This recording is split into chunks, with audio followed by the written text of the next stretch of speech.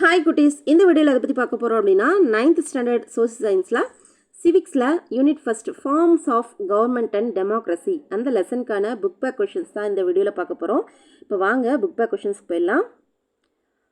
பாருங்கள், எக்ஸசைஸில் choose the correct answer. First question, a system of government in which one person regions supreme, usually a king or queen, is called monarchy. சரியா? B the answer. Second, a system of government with absolute power பார்த்தீங்கன்னா autocracy. D the answer. Third, former Soviet Union is an example of oligarchy. C the answer. Select the odd one பார்த்தீங்கன்னா இதில் கொடுத்துருக்கிற odd one வந்து Vatican City. D the answer. அடுத்தது fifth one, Abraham Lincoln was the president of USA. அதை குறிக்காம விட்டேன், USA. சரியா? அடுத்தது சிக்ஸ்த்து பாருங்கள், Kudavolai system was followed by Cholas. C the answer. Seventh, direct democracy in olden times existed in the city state of ancient Greece. C the answer. அடுத்தது eighth, from which language was the term democracy derived பார்த்தீங்கன்னா Greek word. A the answer.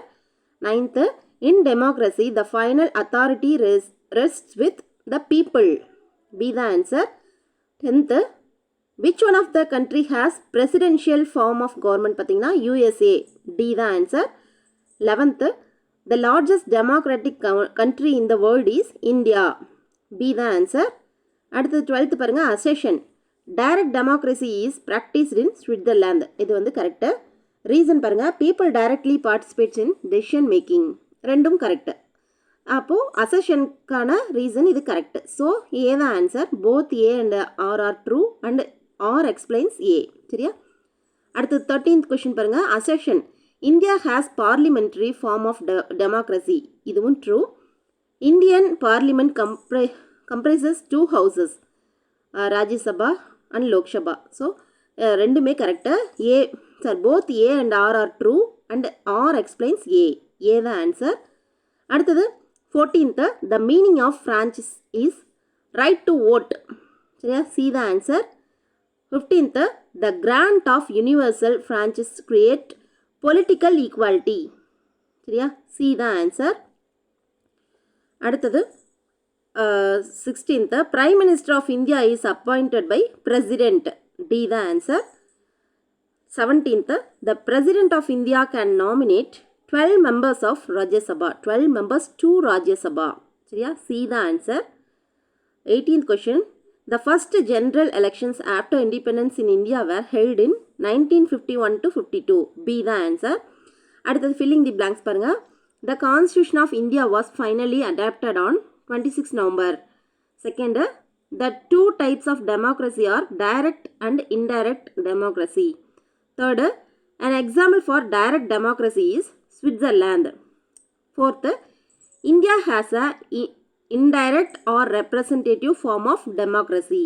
சரியா? அடுத்தது 5th பாருங்க, Das was the first prime minister of independent India. பார்த்தீங்கன்னா Jawaharlal Nehru. 6th, the first general elections were held in British India in the year 1920.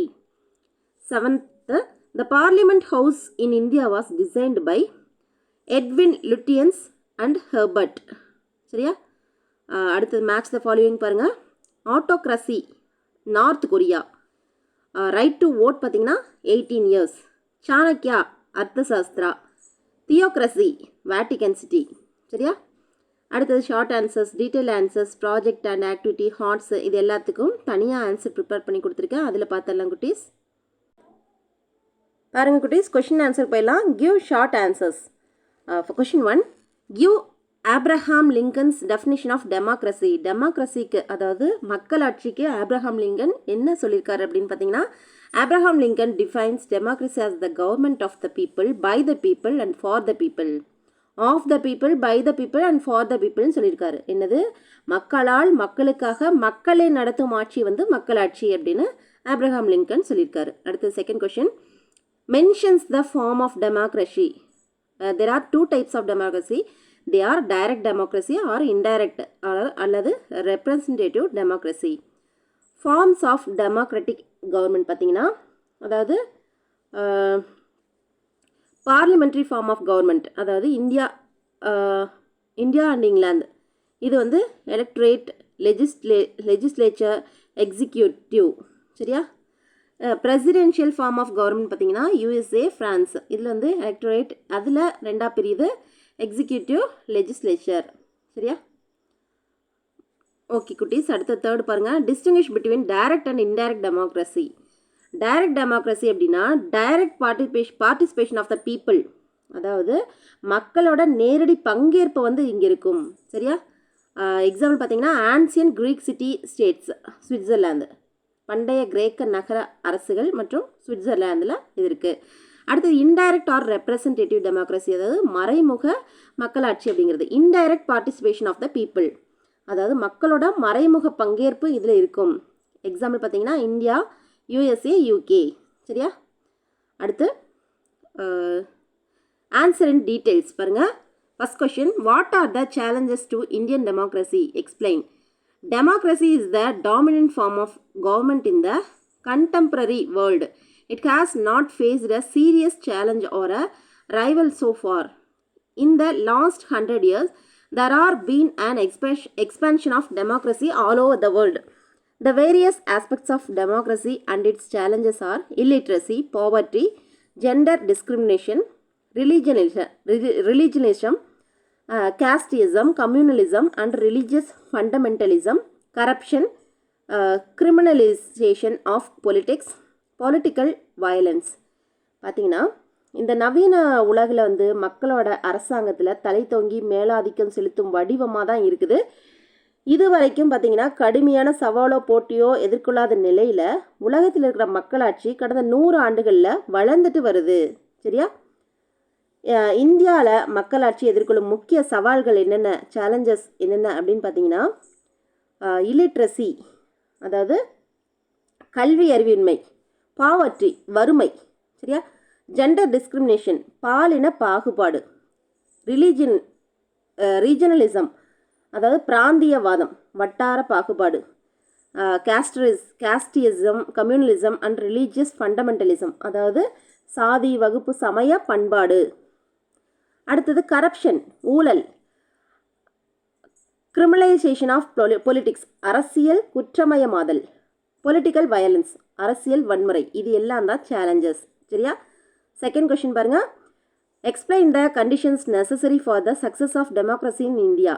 There are certain conditions that are necessary for the success of democracy in India. They are empowerment of the poor and illiterates to enjoy the goodness of democracy. அதாவது ஏழைகள் மற்றும் எழுத்தறிவோருக்கு மக்களாட்சியோட பலன்களை கிடைக்க செய்ய அதிகாரம் அளித்தல். willingness among the elected people not to misuse their powerful position and public wealth. மக்களாட்சி முறையை பிடித்திருக்கும் சமூக தீமைகளையும் சமூக கொடுமைகளையும் ஒழித்தல்.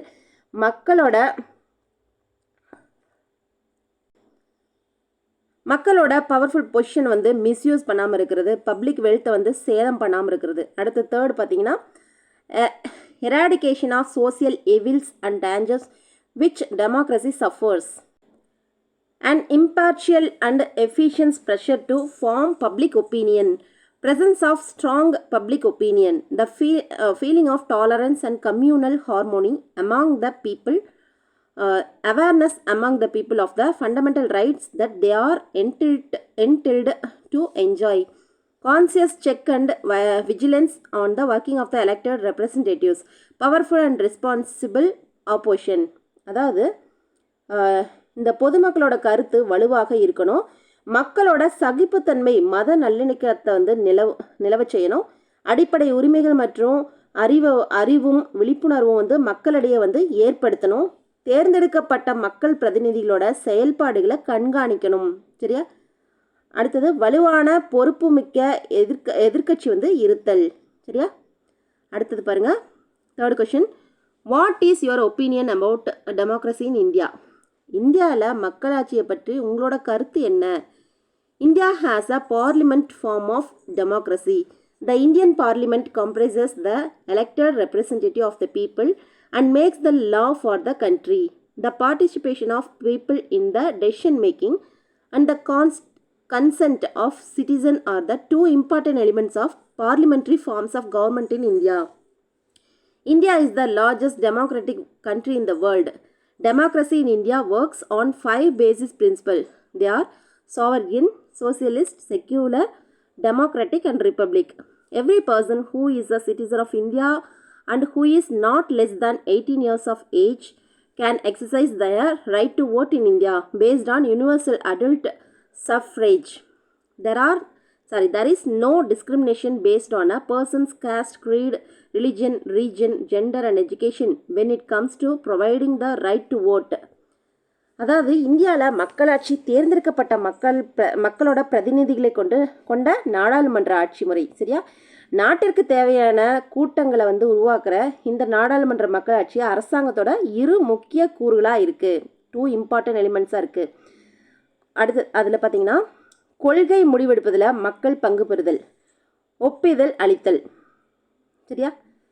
உலகின் மிகப்பெரிய ஜனநாயக நாடான இந்தியா அதாவது சாவர்ஜின் இறையாண்மை, சோசியலிஸ்ட் சமதர்மம், செக்யூலர் மதசார்பின்மை, டெமோக்ராட்டிக் மக்களாட்சி, ரிப்பப்ளிக் குடியாட்சி ஆகிய 5 கொள்கைகளோட அடிப்படையில் இயங்குது.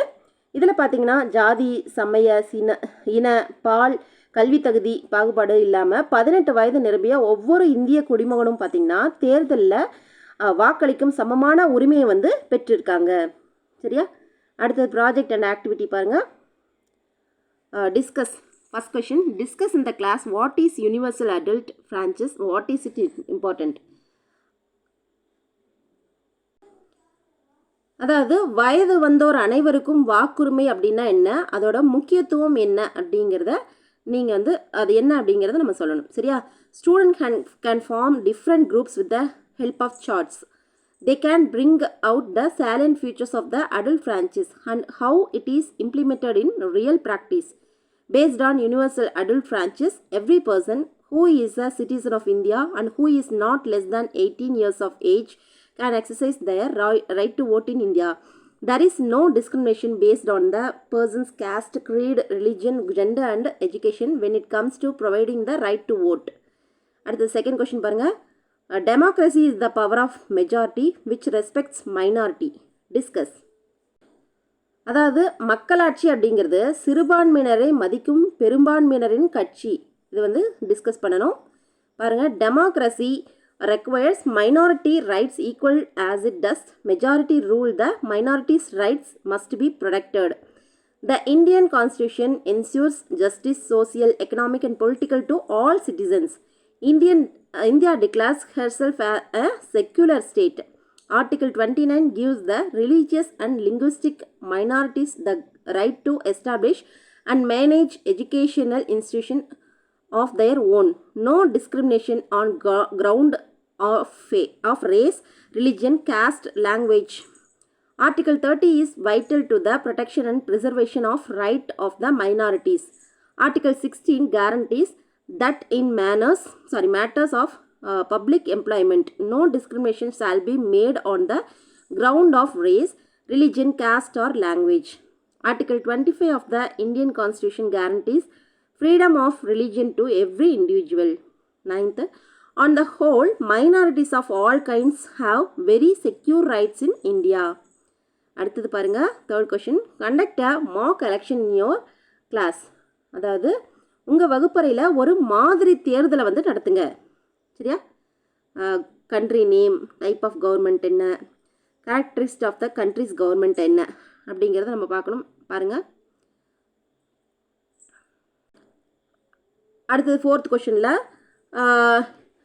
மக்களாட்சி முறையில் மெரிட்ஸ், அதாவது டெமோக்ரஸியில் மெரிட்ஸ் அண்ட் டிமெரிட்ஸ் என்னென்ன, அதுக்கான ஆன்சர் பார்த்தலாம். மெரிட்ஸ் பார்த்தீங்கன்னா responsible and uncountable government, equality and fraternity, sense of responsibility among common people, local self-government, development and prosperity for all, popular sovereignty, sense of cooperation and fraternal feeling.